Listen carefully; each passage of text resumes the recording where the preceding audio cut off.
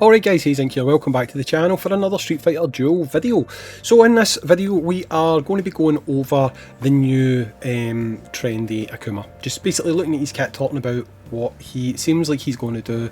I'm actually going to do a separate video talking about him and Oni, because I'm already seeing a lot of questions popping up, and rather doing a whole video again on what is the summoning priority in the special summoning pool, because I really think that greatly differs depending on the person. I'm specifically going to talk about these two units, but it's going to take a little bit, so I'm going to do it in a different video from this. This is purely going to be, what does his kit look like, and does he look like a unit that is worth going for, okay? So the best place to do this is actually in here, because you get a chance to look at his cars and stuff like that without having to jump about screens, okay? So let's look at trendy Akuma. First of all, his design, it's pretty cool. He is a decent looking unit, and to be honest, he actually shares a few things in common with normal Akuma. Now, what do I mean by that? He is all about Akuma, right? Akuma as a unit is a great DPS unit, basic Akuma that is, but he's also quite a greedy, selfish unit. He's not really doing a lot for the team, he's doing a lot for himself, okay? And I feel like this Akuma has the same sort of traits to his kit, to be completely honest. Now, don't get it twisted, that's not a bad thing, because he's a DPS unit and ultimately he should be concerned with causing damage. So him being a selfish unit doesn't bother me in the slightest, okay? As we're on this screen, let's just really take a look quickly at his fighting spirit, okay? So you can see here, he has got crit rate and crit damage on his fighting spirit. If you were to take him all the way up to 40, that would mean that his crit damage would be the one that would be boosted, because it's usually the bottom stat, it gets the additional boost. So he would be someone that would do a lot of damage when he crits, okay? I just want to move myself over here. Now, you see here, skill, Demon God Rage, increase the damage of Oni's Senge Shin, that skill, by 15%, okay? So I think that's immediately upon unlocking, you get that.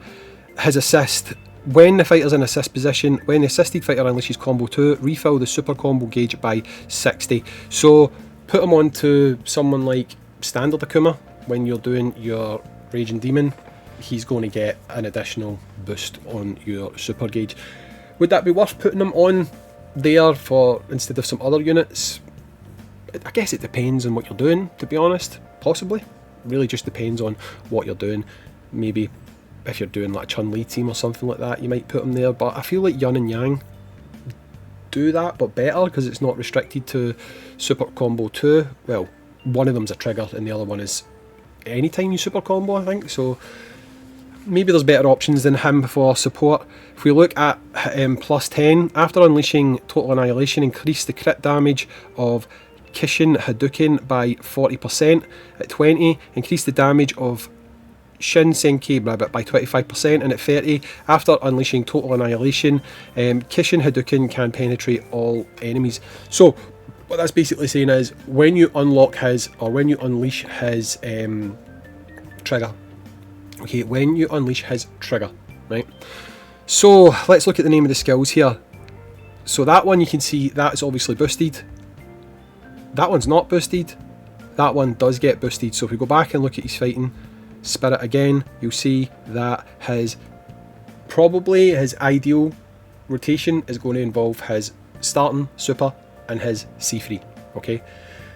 Now I feel like they have realised that for once, and they have slightly changed his kit from the TW version as a result of this. Now if you go back and watch the video that I put out talking about how I thought they could potentially make changes to this character, the thing that I thought, well, two things I thought they maybe possibly add crit damage to his passive, but I did think they would probably add a way for his beads to convert faster. So if you look here, upon entering the battle, unleash 14 black beads. When all the beads have been converted to white beads, you will unleash the trigger, right? And you can see here how it works. Level 2, ignore that, we'll look at level 3.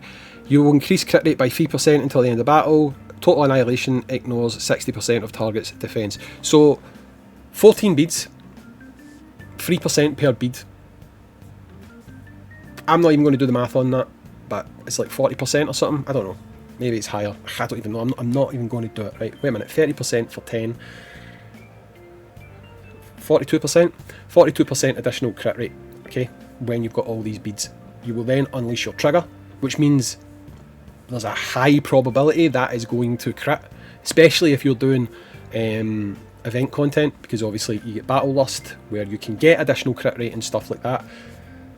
He's going to crit with that hit. He is going to crit with that hit. And then you're obviously going to get all those things from your fighting spirit, okay? So obviously the faster you get these beads, the better, okay? Now previously when we looked at the TW version, you gained bead conversion on his super, on his first attack, so his C2, and on his C3 you didn't convert any beads. So if you were doing his ideal combo, if he wasn't changed, it would maybe take you a little bit of time to get his beads, okay? But they've done what I thought. In vehicles, they've added it so that if you've got all of his cars, you're going to gain beads faster. So really you just need to do his super. His super is going to be enough to get you these beads converted to do this massively huge attack that does a lot of damage. And then after that, all your other attacks are going to do quite a lot of damage. So let's go and look at those attacks. Very quickly, we'll just show the cars, because after we've seen this, we don't need to go back. After unleashing the Hadouken, you'll convert 2 beads. After unleashing the super combo for the first time, convert 4 additional beads. So, the first one, you're going to get 6 beads, so 4 additional, so 2 beads or 1 bead depending on what state you're in, but we'll talk about that in a minute. Then, when you unleash your C3, because you've got cars, you're going to gain 2 beads from it, which you wouldn't have done previously. So, if you work that out yourself, 2 rotations, you've got max beads. God knows what happened to the picture there. And that's you're going to unleash your super attack, your trigger attack, sorry, and you're also going to have your damage cap for these attacks maxed out, because that's when you get your boosts to those attacks via the fighting spirit, okay? So if we go and look at his skills here, you'll see his first one. If this fighter does not have Oni Mark or Shin Mark, now they changed this to, it was God and Ghost in the other version, they've just changed the name, right? So if he doesn't have Oni Mark or Shin Mark, unleash Oni, whatever. After unleashing this skill, you will convert 1 bead to a white bead if you've got Oni Mark only. If you've not got Shin Mark, what? Right, wait a minute to read this again. If this fighter does not have Oni Mark or Shin Mark, unleash, and you don't convert any beads, and you will gain Oni Mark, right? After unleashing this skill, convert 1 bead to a white bead. If this fighter has Oni Mark but not Shin Mark, unleash Shin to deal damage equal to 877% of attack to the enemy with the lowest defense, and gain Shin Mark. After unleashing this skill, convert 1 white bead to a black bead. If this fighter has both the marks, unleash Kinshin Sekigen to deal damage equal to 522% to all enemies. After unleashing this skill, lose Oni Mark and Shin Mark and convert 2 black beads into white beads, right? So really, no matter what way you get this combination, after 2 rounds, you're going to probably have enough beads to trigger, right? Because you'll get, on your C3, you'll get 4 beads. You'll get, minimum, on one of the 2 rotations, you'll get 7 for your super, or you'll get, no, wait a minute, you'll get 6 because you get 4 additional plus 2 if you've got both marks, or you'll get 5 because you get 4 additional plus 1 if you've just got the 1 mark. So on the second rotation you're going to get enough, right? So no matter what way you kind of cut it up and paste it, after 2 rotations you'll have enough to do your trigger, and he'll be kind of pushing out the highest damage he can push out for these attacks, right?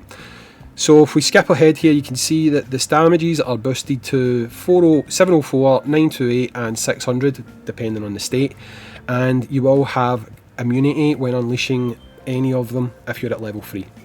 Now his C2, I can see some benefit to his C2, I just don't know how often you're going to use his C2, right? But the main benefit I can see behind his C2 is you're going to quickly convert the beads, right? Which ultimately you don't need, because they've now changed his kit to allow him to convert beads quite fast with his C1, his super and his C3. But he does give you gauge, right? You can see here, after unleashing this skill, fill the super combo gauge by 200. After unleashing this, convert 4 beads into white beads. So if you were basically doing a strategy where the whole point of Akuma being on your team, this Akuma, he wasn't your DPS, if you had literally put him on your team to gain gauge, right? Which you might well do, because 200 gauge is decent, right? After 3 turns of just only doing his C2, he is going to unleash that trigger, right? And that trigger will still do big damage. So, I mean, I can see a situation where you might just want to have him on there doing the C2, right? The super C2, same thing, you know, you'll get the gauge, you'll also do lots of damage. Will you pop his trigger skill any faster? Maybe. I think you'd maybe pop his trigger skill after doing the super attack on rotation 2. We'll check that in a minute. But ultimately, damage wise, you're going to do more with his C3, basically. It would be the way that I would go anyway. So if we look at his C3 now, deal damage equal to 620. Does this increase? Yeah, it does. Increases damage to 723% of attack.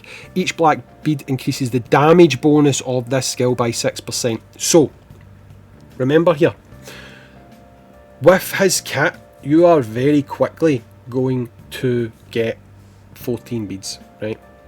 You're going to very quickly get 14 beads. So we worked it out a minute ago. What did I say it was? Did I say it was 42? I think I said it was 42%. You would get, which is 3% crit. So all I need to do is double that, right? And it would be 84. So he would get 84% damage bonus on this skill, okay, when he's got all his beads unlocked. So what you need to remember here is he's going to have crit that's boosted to 42%. You've got 42% chance of landing a crit.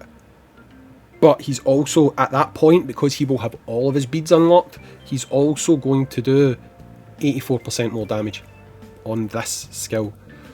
So this skill is going to hit very hard, okay? This skill is going to hit very hard. And I think this skill, if we go back and double check, is this the one that penetrates? Yeah. This essentially becomes an AoE, because it's going to penetrate. When you've got him up to his plus 30, that's going to penetrate, which means it will go through and hit every single unit. This skill becomes an AoE. So this skill is going to be an AoE that hits for 723% of his attack. The damage that it would normally do is going to be boosted by 84%, which is almost doubled, right? And he's probably going to crit.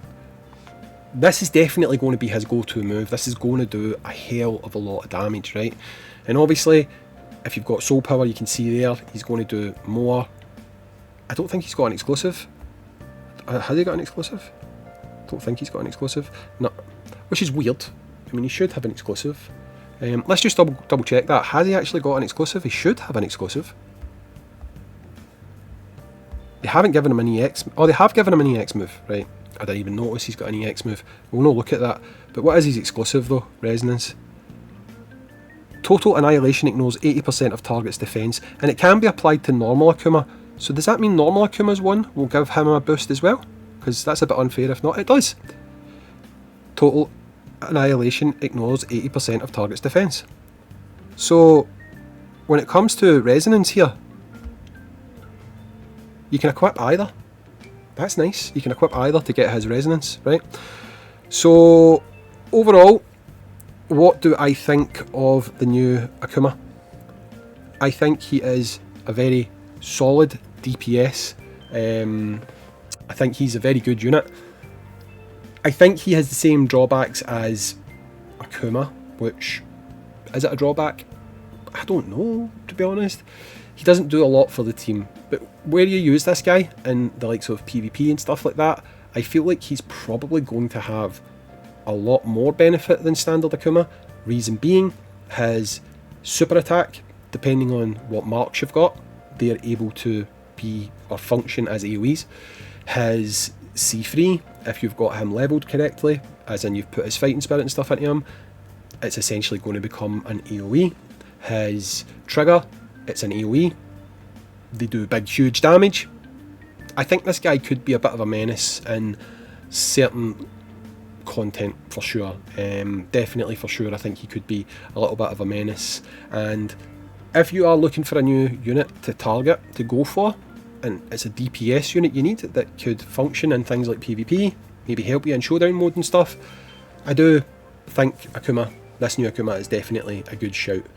In the next video that I'm going to do following this, we're going to talk about, is it Akuma you go for, or is it Oni you go for? Because this is the question that I'm already getting asked, and I thought, let's just address it. Easy peasy lemon squeezy, and we'll get it over and done with. So I've been Hayzink. Tune in to the next video, we'll be going over that. I'll catch you in the next one, guys. Peace.